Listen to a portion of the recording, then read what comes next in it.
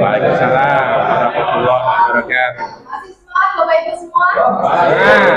Alhamdulillah ya. Sebelumnya yang terhormat Bapak Joko Priyanto selaku mentor kami dan teman-teman semua yang selalu saya sayangi dan saya banggakan. Di sini saya akan mempresentasikan materi yang berupa laporan orientasi pengenalan nilai dan etika instansi bagi pegawai pemerintah dan kerja. Nah, ini merupakan salah satu tugas kita bersama di pertemuan terakhir kita melaksanakan orientasi Bapak Ibu. Sebelumnya kami perkenalkan, saya Kurnia Rahma, saya guru matematika di SMA 1 Pulau Kulon. Saya berasal dari Grobogan. Selanjutnya karena kita saat ini alhamdulillah sudah diterima sebagai P3K, jadi setiap tahunnya jelas otomatis kita dituntut untuk membuat salah satunya adalah RHK. Nah, berikut kami tampilkan RHK dari saya ya, sesuai dengan apa yang ada di laporan di bab 4. Susunannya adalah unit kerja. Otomatis di sini saya penempatan di SMA Negeri 1 Pulau Kulon, jabatannya ahli pertama, guru matematika, masa kontraknya sama seperti Bapak Ibu semua dari tahun 2023 dan harapannya kalau bisa seterusnya, tapi perencanaannya 2028 seperti itu. Kemudian tujuan instansi, tujuan dari SMA Negeri 1 Pulau Kulon ini yang saya tulis adalah tujuan jangka panjangnya. Ternyata ada 6 poin untuk jangka panjang. Lanjut saja Pak. Kemudian RHK atasan langsung, ternyata salah satunya ada terkelolanya kegiatan pengembangan kompetensi guru dan tenaga kependidikan. Dan di sini kita dipertemukan, artinya kita diminta agar bisa juga untuk mengembangkan diri kita. Salah satunya ya kompetensi ini dalam hal orientasi. Selanjutnya masuk di RHK yang sudah saya pilih, saya jabarkan hanya 5 yang terpilih. Yang pertama yakni ya, hampir sama seperti punya Bapak Ibu, yaitu terlaksananya peningkatan kualitas praktik pembelajaran. Di sini meningkatkan praktik manajemen kelas yang berfokus pada penerapan disiplin positif. Kemudian aspeknya ditinjau dari kualitasnya, kemudian indikator kinerja individunya, itu tingkat upaya penerapan prinsip disiplin positif. Karena kebetulan dari tim PMM saya kebagian di bagian disiplin positifnya Bapak Ibu. Jadi penekanannya itu hampir sama dengan tadi yang di Mendikbud itu nih. Yang awalnya kita ketika akan melaksanakan pembelajaran, kita perlu melakukan kesepakatan kelas kepada siswa, kemudian mengingatkan kembali keyakinan kelasnya. Apabila ada beberapa siswa ternyata kok ada yang tidak sesuai dengan apa yang sudah disepakati, berarti kita perlu melaksanakan yang namanya adalah segitiga restitusi atau penerapannya. Bagaimana caranya agar anak tidak lagi melanggar keyakinan ataupun kesepakatan yang sudah dibuat, seperti itu. Kemudian untuk RHK yang kedua, yaitu terkelolanya kegiatan pengembangan kompetensi guru. Di sini saya mengikuti ya sebagai peserta berbagi praktik baik dalam Kombel. Nah, dalam Kombel tidak hanya di sekolah, tapi mungkin bisa juga di luar sekolah. Bisa kalau Kombel di matematikanya di SMA 1 Pulau Kulon sendiri sudah ada, itu juga hampir sama dengan punya Bapak Ibu semuanya, berarti terjadwal dan terukur juga. Kemudian di luar sekolah biasanya saya juga mengikuti FBMP. Kalau di sini karena tuntutannya ada sertifikat, berarti kan kita butuh ya yang lainnya. Misalnya biasanya saya ikut yang Kombel-Kombel online, yang entah itu yang berkaitan dengan matematikanya ataupun yang berkaitan dengan pembelajaran yang lainnya yang sekiranya kita butuhkan dalam pembelajaran di kelas, seperti itu. Selanjutnya RHK yang ketiga, di sini fokusnya adalah sebagai partisipan observasi. Nah, partisipan observasi dalam suatu praktik pembelajaran. Otomatis dalam kegiatan di PMM kita diminta untuk melakukan supervisi, entah itu supervisi kepada rekan sejawat ataupun dari atasan kepada diri kita sendiri.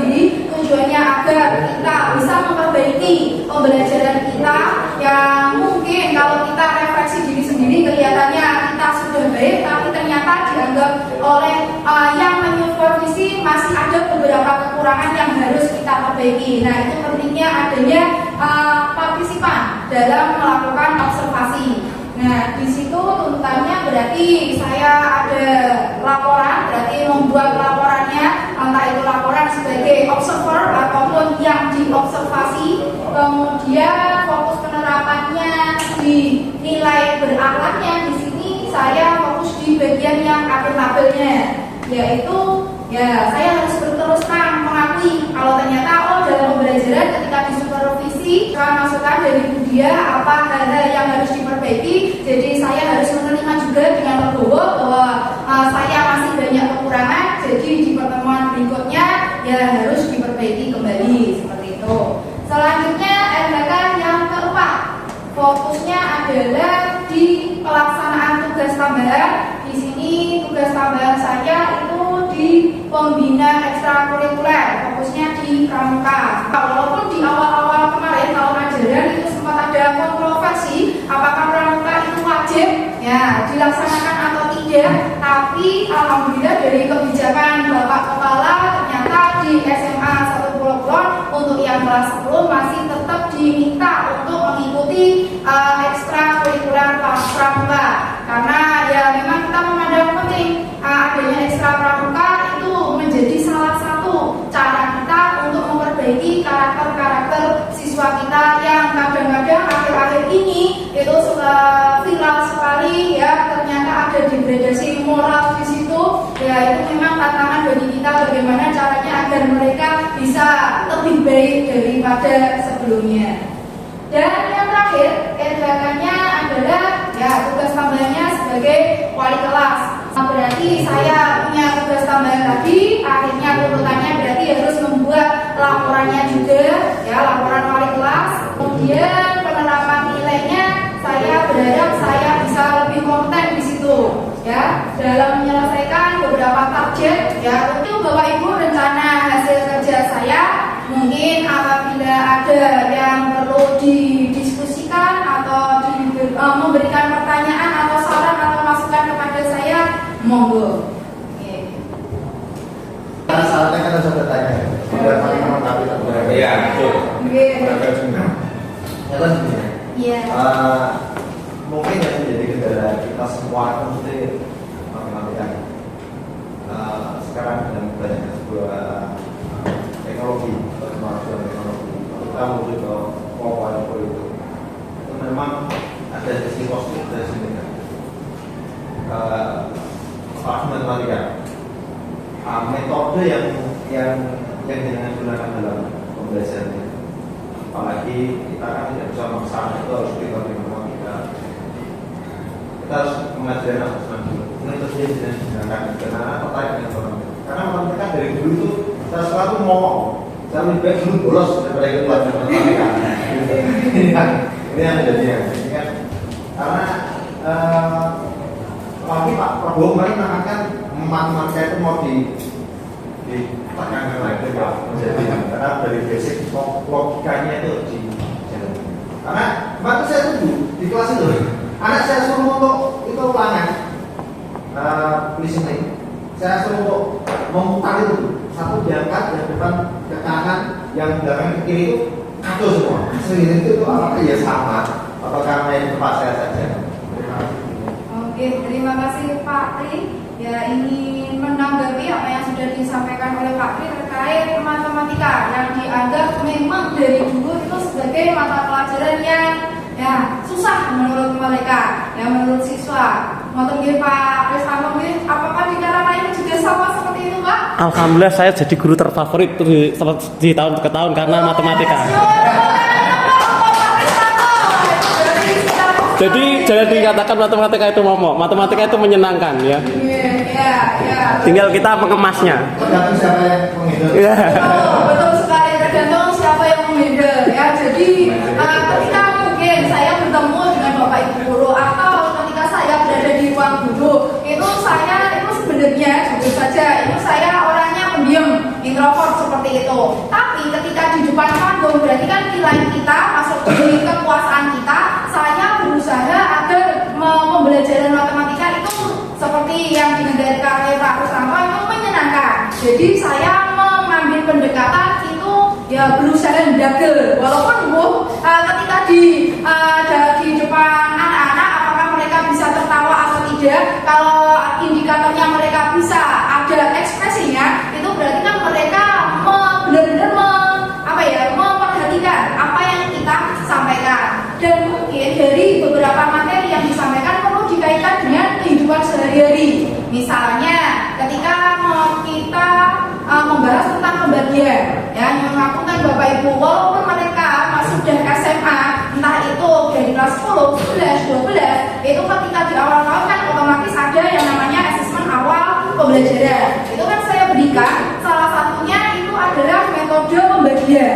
Banyak dari siswa itu ternyata belum bisa dalam menghitung pembagian. Loro gapet seperti itu ternyata, alah Masya Allah, itu saya juga memang harus mengulang satu persatu. Misalnya saja, kemarin itu malah saya dapat ilmu juga dari anak ketika metode pembagian itu. Saya tahunya misalnya 10 dibagi berapa ya? 10 dibagi 3 kan dibuat loro gapet seperti itu. Tapi ada beberapa, ya salah satu dari siswa saya itu menghitungnya, Bu, pakai cara biasa boleh? Cara biasa, setahu saya cara biasa itu 10 bagi 3 seperti itu. Tapi ternyata dari mereka itu menghitung pakai terus, ya 1, 2, 3, 1, 2, 3, nah seperti itu. Lah Masya Allah, ya itu nih dirimu punya uang 10 juta, nih tahu seperti itu dibagi orang 3, yuk apa? Salah bodoh, orang itu gak rampung-rampung. Ya jadi kan saya memberikan saran. Nah saran saya Mas, ya besok lagi kalau misalnya aku pembagian seperti ini, ya bolehlah kalau dirimu punya waktu luang, pengen ngenteni poso, ya ngenteni bodoh, nah silakan. Tapi saran saya pakai cara program itu lebih meringkas waktu kita seperti itu. Mengatakan Pak Tri, oke. Terima kasih. Mungkin ada masukan atau pertanyaan atau saran dari Bapak Ibu? Jadi mungkin saya akan dipasifkan saja. Kalau ideal lah itu takoni.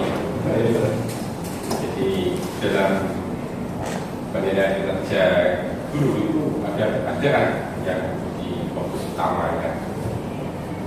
Fokus utama dari penilaian kinerja guru itu janjinya ngomong. Mungkin menurut pendapat ya ini bisa menyampaikan ke kita semua. Jadi fokus dari penilaian kinerja guru itu kapan itu janjinya? Monggo silakan.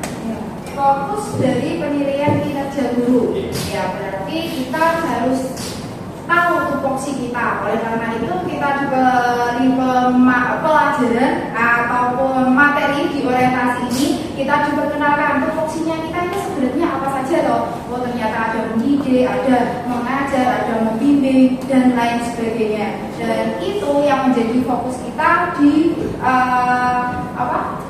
penilaian kinerja yang sudah kita laksanakan. Mungkin mengatakan Bapak. Sedikit melengkapi dari yang saya yakini. Jadi fokus utama dari penilaian kinerja itu adalah artinya begini, ketika penilaian saudara itu adalah apa loh yang akan saya lakukan dalam periode waktu tertentu. Ini betul.